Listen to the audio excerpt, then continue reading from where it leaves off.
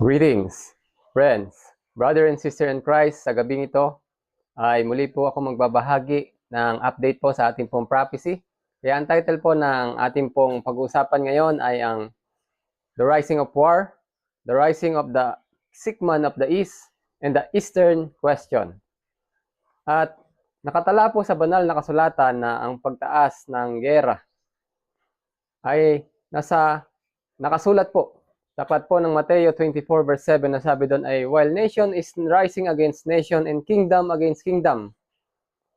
At sabi po doon, kaya mapapansin natin sa panahon natin ngayon na mas dumadami o lumalala po ang giyera, hindi lang sa Russia at sa Ukraine, kundi ngayon ay may mga alyansa na nangyayari sa bansa doon sa Middle East. Lalo tigit sa European countries na nagkakaroon na ng mga alyansa at mas rumors of war na mas makikita natin na ito ay papunta doon sa paglala. At the rising of the sick man of the East, ang panunumbalik na kapangyarihan ng sick man of the East.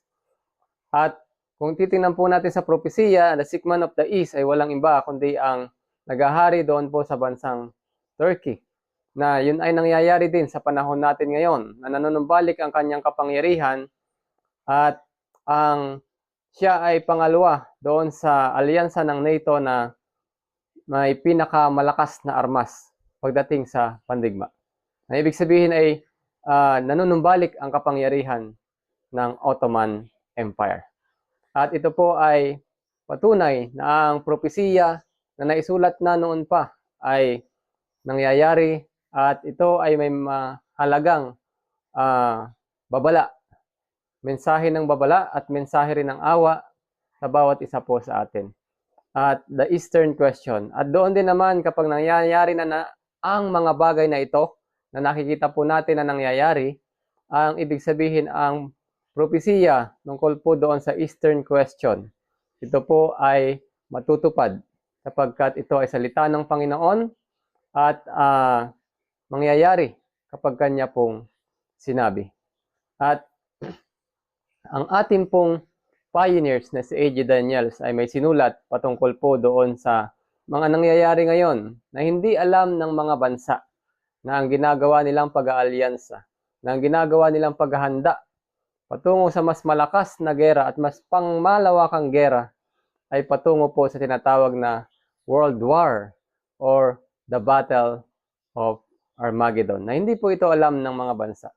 Ngunit kagaya po na nakasulat, while the second woo is past and the third woo coming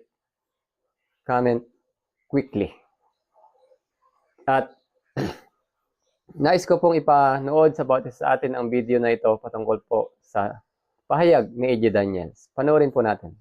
Realizing the value and the advantages of these increased opportunities, nations have become possessed of boundless ambitions to extend their boundaries, their commerce, and their power. It is these ambitions, so possible of realization, that multiply the probabilities and dangers of international competition and strife and war. As ocean traffic has developed, the great nations have been in sharp, determined competition to establish themselves in advantageous and strategic positions in all parts of the world. To this end, they have built navies and merchant fleets. They have secured extensive colonial possessions and developed far-reaching commercial enterprises. But with all this extension of boundary lines, increase of population, and growth of commerce, no nation seems to be satisfied. Russia's determination to gain greater advantages by securing free, safe, permanent access to the oceans through the Bosporus and the Dardanelles has always been looked upon by the other nations as a great menace to their interests and welfare. On the other hand, the nations claim that Germany's determination to establish a route under German control from the North Sea to the Persian Gulf imperils their very existence. Turkey is a major force, by the way, and Erdogan is somebody I got along with great, but he has a major military force, and his has not been worn out with war. It hasn't been worn out with all of the other things. I mean, he's built a very strong, powerful army. And so we have 5,000 soldiers in between a 5 million person army and a 250,000 person army. And I asked the general, what do you think of that situation? He said, they'll be just they'll be wiped out immediately. And I moved them out because, and I took a lot of heat. And you know what happened? Nothing. Nothing. I saved a lot of lives. Now we have 900. They put some back, but 900. If you're talking about two, now one of the sides has been essentially wiped out, but nobody knows who the other side is. But I do. You know who it is? Turkey. Okay, Turkey's the one behind it. He's a very smart guy. They've wanted it for thousands of years, and he got it. And those people that went in are controlled by Turkey, and that's okay. It's another way to fight. But no, well, nobody knows what the final outcome is going to be in the region. You know, nobody knows who really the final. I believe it's Turkey, and I think Turkey is very smart. He's a very smart guy, and he's very tough. But Turkey did an unfriendly takeover without a lot of lives being lost. Can I say that the Turkish defense industrial base is really impressive? There are a couple of hundred organizations working on the innovation side. There are a couple of thousand companies involved, part of the secretariat, the Turkish secretariat for the defense industry. I met in Ankara, but he also visited me here. The chief of that agency, directly reporting into the president, into President Erdogan's office. So that is really important. And I know there is a close cooperation between what you are doing in Turkey with other allies all over Europe and with the US. And you are really supplying some of the most important parts and sometimes end products in terms of what the Turkish industry is producing. And we can only ask you to do more. Whatever you can do in Turkey to ramp it up, to do more, to have even more shifts and more production lines. My prediction is in 4 or 5 years you will see them all filled to max capacity because the money is there. And the same goes for Naval and Thales in France and for Leonardo in Italy and for Rheinmetall in Germany and for all the BAE in the UK and all the other proud defense industry companies in Europe and Raytheon and Boeing and Lockheed Martin and all the other companies in the US. We really have to do that. So let's not discuss too much what we need to do in terms of stimulating that defense industry. No, tell them the money is there, produce, and make sure that we stay safe here. Ankara is proud of its arms and defense industries, which have developed significantly over the past decade, producing everything from short-range missiles to high-tech drones. In 2024, Turkish defense exports increased to over $7 billion. Bayraktar TB2 drones have been sold to countries around the world, including EU members Poland and Romania. Well, Turkey wants to buy 40 of these fighter jets, which are jointly built by Germany, the UK, Spain and Italy. And all of these 4 countries have to agree to an export. And so far, Berlin had been putting the brakes on it over legal and human rights concerns. In recent years, the German government has only approved limited arms exports to Turkey, but that seems to be changing. According to reports, Berlin has recently green-lighted some weapons exports to Turkey, and there seems to be some movement on the Eurofighter issue as well. Let's listen. Briefly and bluntly stated, the whole Eastern question springs from Russia's desire to possess Constantinople and the efforts of the other great powers of Europe, and especially Britain, to keep her from it. For more than 1,000 years Russia has been wanting Constantinople. In this time she has made a number of attempts to gain it. Once she practically had it, but a brilliant move of Britain with other powers prevented her from keeping it, and thus arose the Eastern question in fact. Tunay nga na maraming tao ang nakakaalam tungkol po sa Eastern Question, but not everybody know what it is.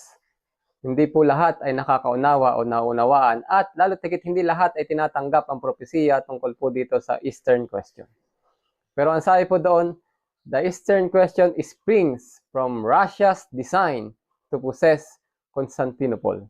Na ito pala ay disenyo ng Russia na nasa tuwing siya ay papasok sa digmaan, ang pinakang ultimate goal ng Russia ay to possess the Constantinople. At ang Constantinople ngayon ay nandun po sa Istanbul. Yun po ay nasa bansang Turkey. Bakit po? Kasi ang Russia, pag dating sa digmaan, ang weakness nito ay nasa northern, pag sa northern parts niya ng Russia, makita nyo doon, ang karagatan at ang ocean doon ay napipris.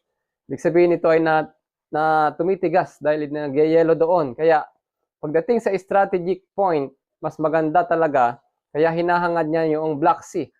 At alam niyo ba mga kapatid at mga kaibigan na yun talaga ang punteriya niya dahil yung kanilang Great Caesar, yung will ng kanilang Great Caesar noon na si Peter the Great, nasabi niya, take every possible means of gaining Constantinople in the Indies. Ibig sabihin talaga yun ay bilin. Sa tuwing papasok sa gera ang Russia, ayun po ang kanyang hangad. At alam niyo ba sa propesya ng Daniel 11 at hanggang sa Daniel 12 verse 1 and 2 at sabi doon na mahalagang propesya, lalo tigit sa pagtatapos ng close of human probation. Bagaman ngayon ay bukas pa po ang pinto ng awa, ngunit malapit na kapag nangyayari ang mga propesiyang ito at ito'y nakikita na natin. At sabi doon, while the angels holding the four winds, na habang ang mga anghel ay hinahawakan ito ang hangin sa apat na sulok ng daigdig. At ganun din naman sa Russia, ganun din naman sa bansang Turkey, na pinoprotektahan ito at hinahawakan at pinoprotektahan ng apat na makapangyarihang bansa. At ito po ay ang Britanya, ang Britain, ang France, Austria at Prussia. At mapapansin natin ngayon sa ating sanlibutan na sila ay protektado. Ang bansang Turkey ay pinoprotektahan. Ang bansang Turkey ngayon ay sinusuportahan ng European nation, kagaya ng mga bansa, ng apat na makapangyarihang bansa na aking pong nabanggit. At ito po ay mensahe ng babala at mensahe ng awa sa bawat isa po sa atin sapagkat nangyayari na ang mga propesiya. Lalo tigit patungkol po dito sa sick man of the east. Tungkol po dito sa king of the north na it pertains to the close of human probation. Para malaman po natin kung kailan aalis o kailan tatayo ang ating pong Panginoong Hesus sapagkat alam po natin na thy way, O God, is in the sanctuary. Kaya kailangan tayo po ay may palatandaan kung paano po natin malalaman na siya po ay tatayo, kung paano po natin malalaman na magsasara na ang pinto ng awa sapagkat tayo po ay pinag-aaralan natin ang tungkol sa sanctuaryo at paano natin ito malalaman ng ating Panginoong Hesus ay tatayo na sapagkat ngayon siya ay nakaupo kasama ng Ama doon sa most holy place at iniimbestigahan ang ating mga bawat kilos at gawa. Kaya ang maikli pong video ito, mga current events at pangyayari na kung paanong nagtitreat ang Amerika, na kung paanong nakikita natin na sinusuportahan ng European nation ang Turkey, the sick man of the east, na nanunumbalik ang kanyang kapangyarihan. At mapalad po tayo sa panahon ngayon sapagkat may panahon pa para po tayo ay hindi lamang mag-intay sa pagbabalik ng ating Panginoong Hesus, kundi tayo rin naman po ay marapat na magbantay, maghintay, magbantay at gumawa. May bahagi po tayo na ipahayag ang katotohanan sa buong sanlibutan.